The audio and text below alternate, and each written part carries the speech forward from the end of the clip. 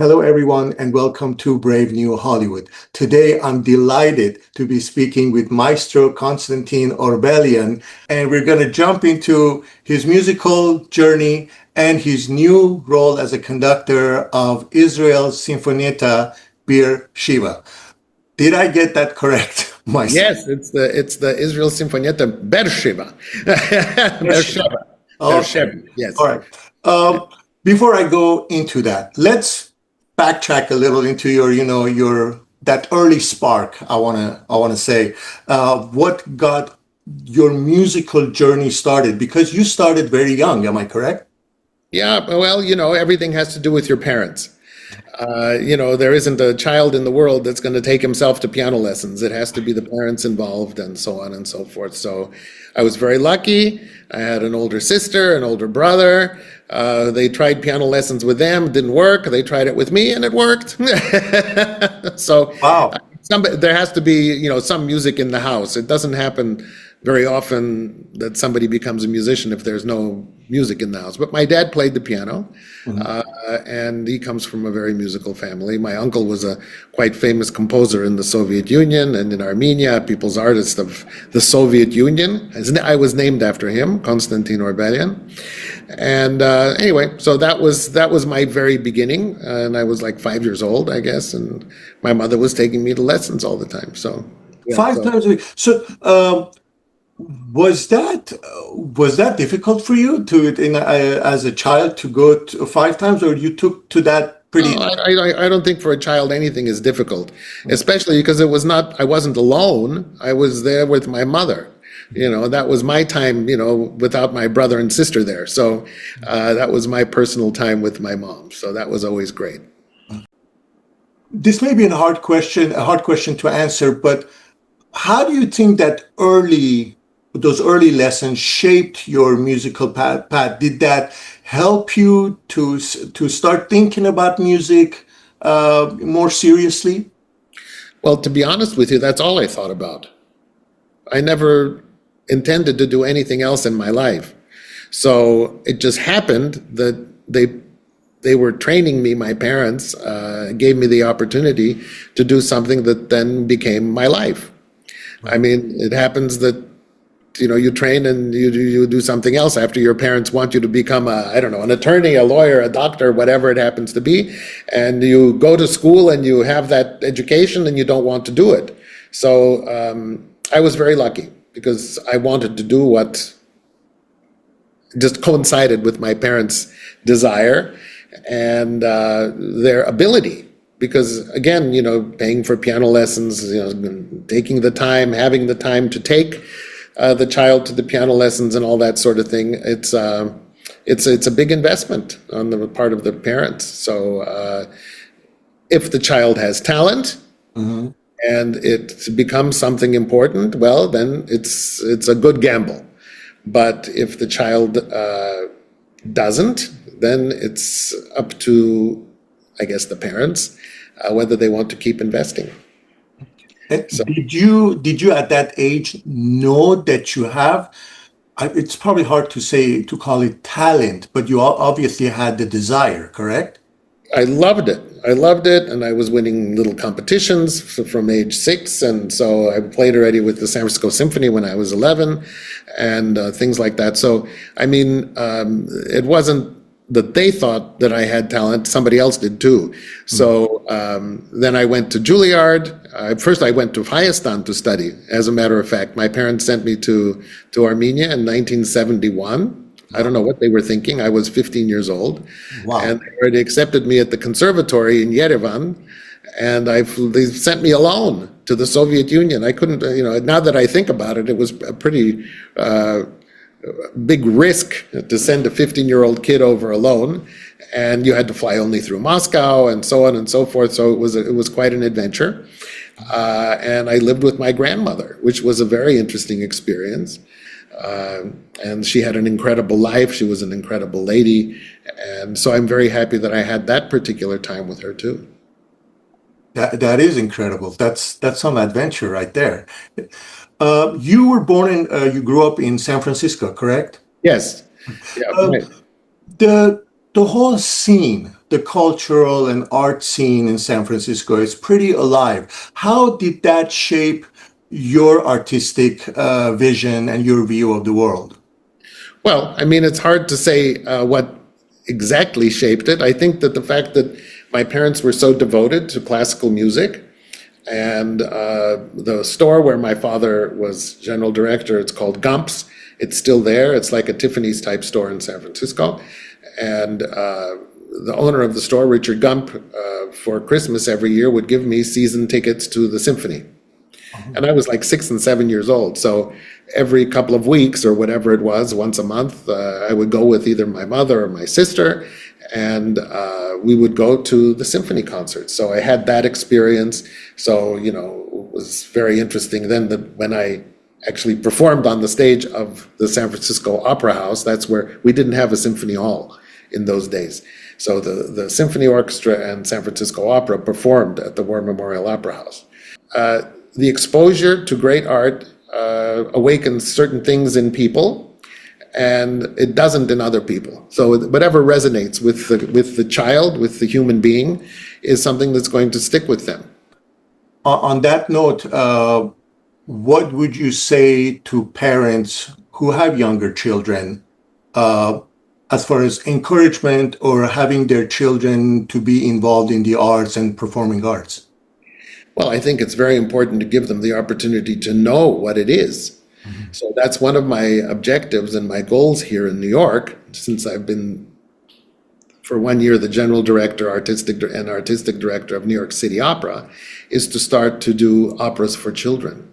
Mm-hmm. Because if we do not have operas for children and educate our children with those wonderful works that exist, it's not like you have to make them up. I mean, it's just that we do not do them in this country. They do them in other countries. Yes. So I'm looking at various options and partnerships with European opera houses, and we're going to produce operas for children. So I think it's very important to give kids the opportunity to experience great art.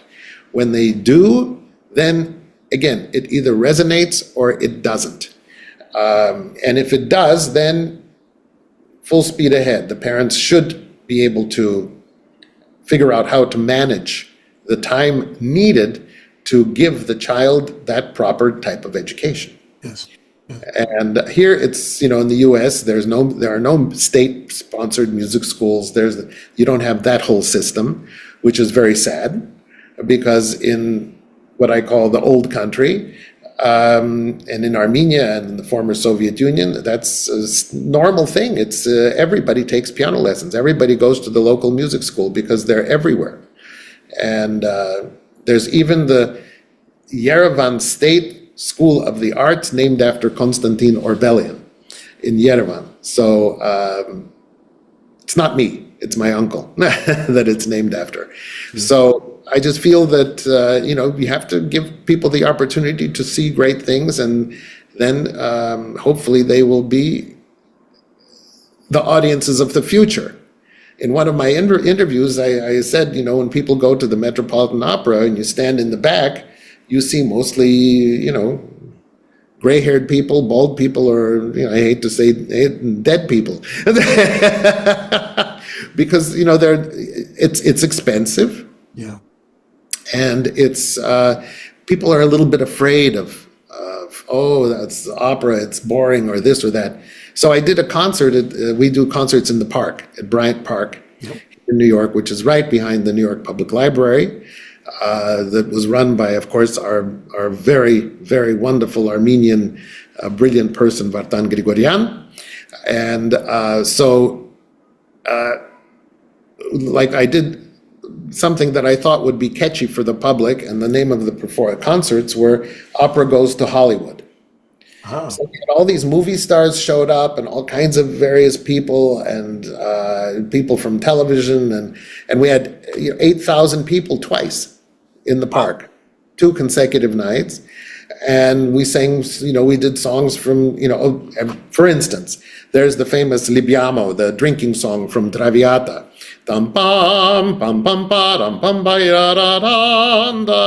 Anyway, so nobody knows what that is until they hear the description of, well, if you've seen the Godfather film and you see the wedding scene and they're doing that number in the wedding, oh, so that's opera. It's not, so if you go to see the film Moonstruck with Cher, and they go to the opera with the Nicolas Cage character, and they're listening to La Boheme. Oh, so that's La Boheme. That's so beautiful. That's so touching. So you make them realize that it's not just some movie music. It's opera. It's great geniuses who compose these things. Verdi, Puccini, whoever it happens to be. Now we have every possible ability to educate our kids, but not that many people do that. Right. They don't take advantage of everything that we have on YouTube, everything that we have on, these other platforms. When I was growing up, we didn't have iPads, we didn't have telephones to do anything. You sat there and you read. You sat there, you practiced the piano. In the evenings, you would watch the 3 channels that were available. I would watch the news in the evening, or my parents would watch the weather report in the morning. But, it was not, we weren't inundated with, I don't want to call what kind of information we're inundated with, but nevertheless with information of all kinds. Right. Where's the truth? Where is not the truth? Where is something that we need to listen to? Where is something we need to be aware of? So, it was a different life, much calmer and more adept to the concentration of young children, because they did read. Everybody, you didn't have any options. The advent of internet and, your mind being overloaded nonstop with information, it's a different thing. Yeah. You're so right about accessibility. I know people from my circles that have taught themselves how to play the piano just by going on YouTube, but having that discipline to put in half an hour, 10 minutes a day, okay, and actually learn something new and then keep at it until they evolve in that art or whatever skill that they want to be better at. But there's also something to be said about the attention span of, what we can focus on. And you're right, when I was a child, our attention was focused more, whether it's in classroom or at home, doing lessons, or just, not be allowed in front of the TV every hour of the day. And like you said, the TV was not even available to us 24 hours a day. That's right. Yeah. I mean, when I was living in in Yerevan that year, 1971, they had something in the morning and then they had something in the evening. There was nothing during the day. Right. So you read. I was practicing the piano. I was at the Conservatory. I was, doing my lessons, whatever it happened to be. But, your concentration was normal. That you're sitting there for 3 and 4 hours a day, 5 hours a day practicing the piano. It was normal. It was not, and it is normal. If you want to play well, you have to practice a lot. I mean, there's just no other way around it. Yeah. So it's a matter of how one decides to use their children's youth. Right. And not everybody does that, because some people become so busy with their own lives and providing for their children and family, they don't necessarily focus on that, and that's very just crucial. Of course it is. Yeah. You talked about the concerts at Bryant Park and kind of the connection between film and Hollywood and music, and film and music. How much of your music is shaped or inspired by what you see on film in Hollywood movies or movies in general? Well, look, there's incredible documentaries about the great composers, whole television series about Wagner and Verdi and Puccini, and what music did to a certain story, right? Mm-hmm. So if you go to see an opera like Trovatore, the story is a kind of a weird story, and it's very hard to explain to somebody, but the music is such genius, it doesn't make any difference what the story is. Mm. Of course, there's love and there's death. So that's a given in any opera, right? So, I mean, there's always a tragic ending, either for the female, usually, role, but, the male gets to go sometimes too. I'll never forget, when I was about 5 years old, there was a film that I watched on the Chopin. Like, I can't remember who was in it. I mean, a Hollywood film. It was on one of those, evening television channels. But when I started watching it, and you hear that music, and I was glued to the television. Then it was 6 years old, and my mother, since it was somebody playing the piano, and it was about the famous composer, she let me watch it. And I remember how I was inspired when the person in the film was playing the Chopin G minor ballade. And then when I actually started playing that piece, I was dreaming about that for years. And when I started actually being able to produce it myself, and I was playing that piece, it was like, oh my God, I can do this too. Wow. I can do stuff that was on television type thing, but it's not only that, it's just you fall in love with the music, and then everything else has to come together. That's how it's going to work. Right. And I think also Hollywood and movies in general bring people closer to good music. For example, I remember one of the films that really affected me, and the music stayed in my head but didn't take away from the movie, was Schindler's List. Oh my God, yes. Well, John Williams is a total genius, and all of his film music is so fabulous, but that specific melody that you're talking about is so moving, and it just throws you back. And if you know even if you don't know the film, and you just hear the music, you hear that incredible sadness of and tragedy in that music. But if you go back to 2001: A Space Odyssey, the Stanley Kubrick film, and you have the Also sprach Zarathustra, the Strauss, and even if you don't know what that is, then it's such a mind-blowing piece of music that it made that film. I'll never forget you've got the world or the moon or whatever it was coming up in the beginning of the film with that music. It's incredible what the music does to the films. So right now we do the music of Gershwin, for instance, or we do the music of Bernard Herrmann or Miklos Rozsa, or all these fantastic composers that were our great movie composers. Erich Korngold. I most recently did a performance at Carnegie Hall on the 24th of February, and I put two famous composers together. So one was Mieczysław Weinberg, Polish Jewish composer, and Erich Korngold, Austrian Jewish composer. So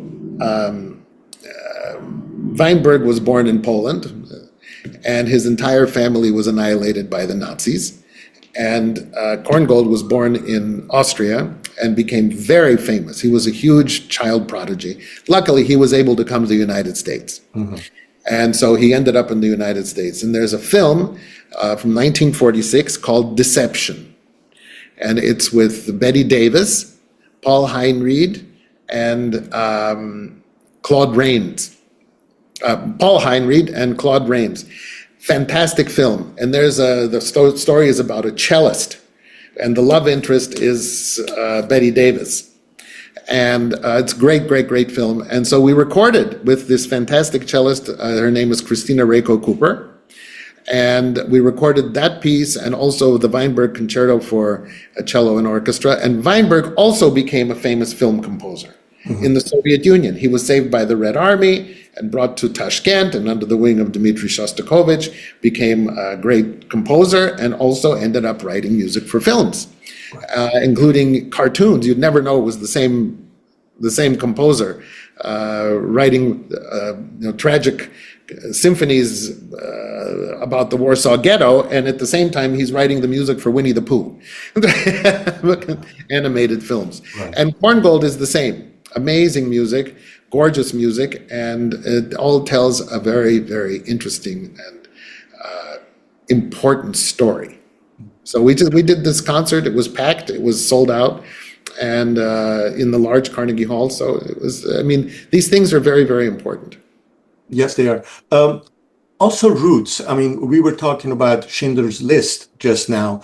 the music, I mean, the music, it's like Perlman. Roots are important because the cultural connection to the music and the land and the people bring out those emotions and convey the story a little better, especially because you've been in Armenia. Has your Armenian roots played a role in your music, in conducting, or the pieces you try to choose? Has that played?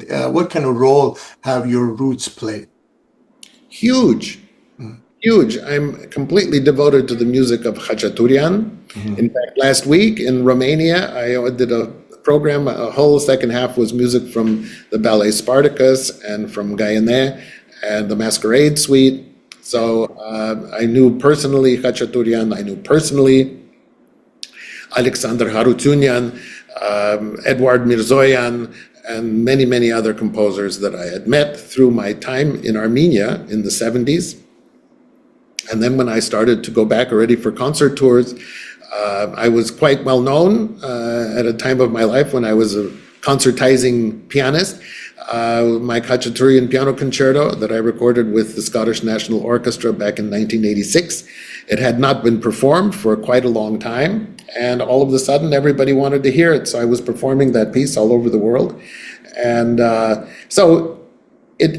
my Armenian heritage brought me to the Armenian music, and the Armenian music then opened up certain venues in my career that I probably would not have known about had I not delved into that Armenian heritage, that great Armenian heritage that we have in music. Mm-hmm. Let's talk about the new chapter in your musical journey. Being appointed as the conductor for the Beer Shiva Sinfonietta in Israel. What can you tell us about that? How did that come your way? And yeah, please go ahead. I've been in Israel a number of times. I conducted there 4 or 5 times in different orchestras, and I happened to be in Israel a number of times in the last few years, and particularly in Beer Sheva. So I had met the general director of the orchestra, and I know the president of Ben Gurion University, and I made lots of friends there for completely different issues. Had nothing to do with music. It was just social calls. And then all of a sudden, a conductor gets a job either when the other conductor dies or for some reason resigns. So they called me and said our conductor resigned in Beer Sheva, and I knew him, Ronnie Calderon, a wonderful conductor, great musician, very nice guy.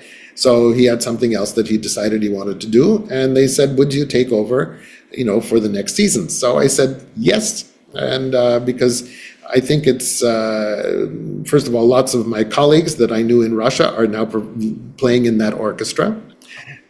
So many have emigrated to Israel. And so it's been, we did our first concert on the 11th of September, and I'm going to be bringing all my favorite international artists, to Beer Sheva, and we give them a taste of what I have been doing in other places around the world, because most of the artists that I work with had never been to Israel. So there's an added bonus. They're going to go visit Jerusalem. They'll go see this and they'll go see that. And sometimes we do small tours. So the same orchestra will be going to Haifa, to Tel Aviv, and to Jerusalem. So we're doing all kinds of interesting things. I'm there to enjoy myself, to give the public a very enjoyable and important musical experience, and to introduce them to fantastic artists who are going to be performing music they may know, they may not know, but it's something that is going to touch everybody's heart. Our attention span, today's digital world, what do you think is the solution, or how can we focus better on things that are important? In this case, music is a very important thing. The arts are important. I think the arts are very important, especially nowadays where all kinds of cuts are being made to funding. What would you suggest or would like to see happen? I'd like to see the important things for people's minds and the culture of any country is funding for culture. Culture is not, and high art and high culture are not givens. If you look at the great composers throughout history, they were all commissioned to write these incredible works. Who would know it was Alexander I of Russia that commissioned La Forza del Destino by Verdi? Haydn would not write one symphony if it wasn't for Count Esterhazy paying for it. Everybody was commissioned. Tchaikovsky had the sponsor, Nadezhda von Meck, who paid. They never met ever in their life, but she supported him, and he wrote all of these incredible symphonies and all this incredible music because somebody paid for it. They've been doing the same Zeffirelli production, which is total genius, of La Boheme at the Metropolitan Opera for 45 years. Wow. And it's always sold out.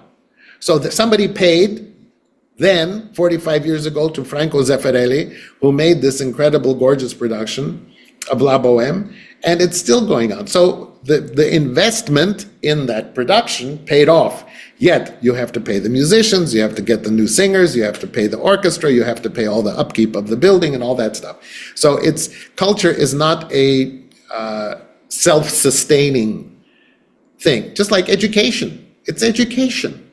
So that's where I come in with my operas for children, and educating the young people so that they're not afraid of great culture, so that they want to have this great culture continue. And in LA, you're very lucky with LA Opera and the great things that they are doing. Look at how the entire climate of New York, of LA, the LA Phil changed with Dudamel's arrival. Mm-hmm. Look at that whole system where he was raised in Venezuela, where all those poor children were given instruments by this Ibreco, this man who founded this organization, La Sistema. And, it was an amazing thing. And you have these hugely wonderful artists. I remember I was in Mexico conducting in Guadalajara, and I walk out from my first rehearsal, and I'm saying, oh my goodness, what a great orchestra. This is really fabulous. Turns out that whoever the governor was of Jalisco, the state in Mexico, purchased the entire orchestra from Bogota, from the Caracas, and brought it to Guadalajara when funding fell apart in Venezuela. Wow. And you have a fantastic orchestra. So, but I mean, it's that system that gave birth to those wonderful musicians. Mm-hmm. And of course, then we know Dudamel is a huge star and a lovely person, and now he's going to be heading the New York Philharmonic. Incredible. And all because somebody saw that and put an importance to it and took something that was good and brought it somewhere to thrive. Yes. Like right now I'm reaching out to the Armenians here. I'm trying to put together the first New York production of Tigranyan's famous opera Anush. And so I'm looking forward to trying to do that. I want to at least do a production that we can do in New York, and then we can take it on tour, but to do a really high-end production, to do something with beautiful costumes, and to do something that's actually, you're able to move, so something mobile, so that you don't have huge sets and things like that to have to deal with. But I just feel that it'd be very important during my tenure here at City Opera.